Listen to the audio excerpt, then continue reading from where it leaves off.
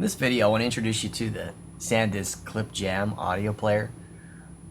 You turn it on by pressing the center button here. Just press and hold it.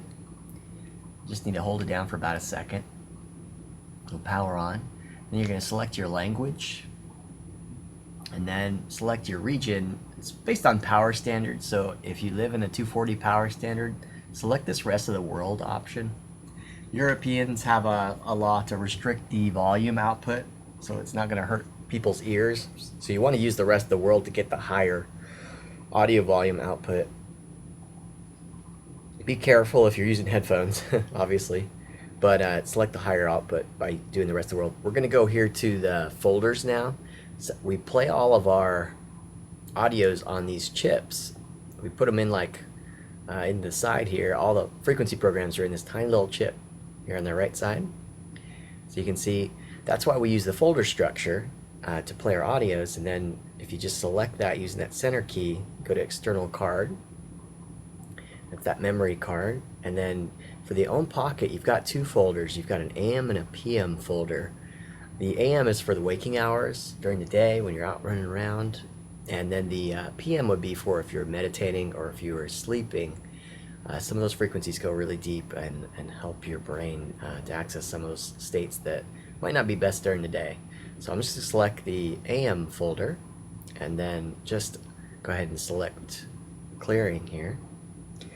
You can see the numbers are counting here on the left side here beneath the audio title, and then you've also got that play arrow on the top right, so you know that your audio is playing based on those two items.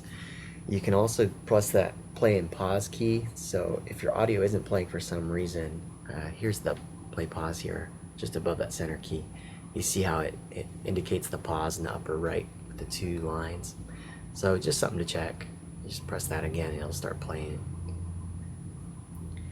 And then here in the bottom is where you can access the repeat function. If you press this bottom key, you can see repeat, and then just use that center key again to toggle between your options.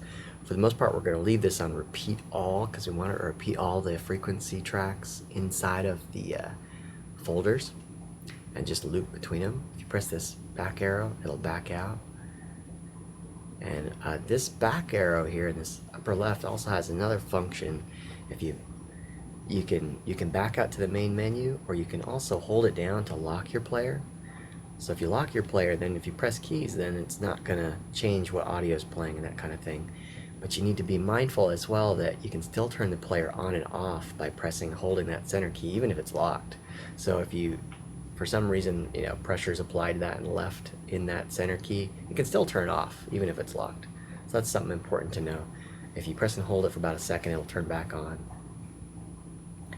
And then if you press and hold the back arrow here key, it'll lock, but it'll also unlock. So here I've locked it again, and if I press and hold it, you can see the screen's going to say unlocked. So you can access and change around, control what audios you want to play.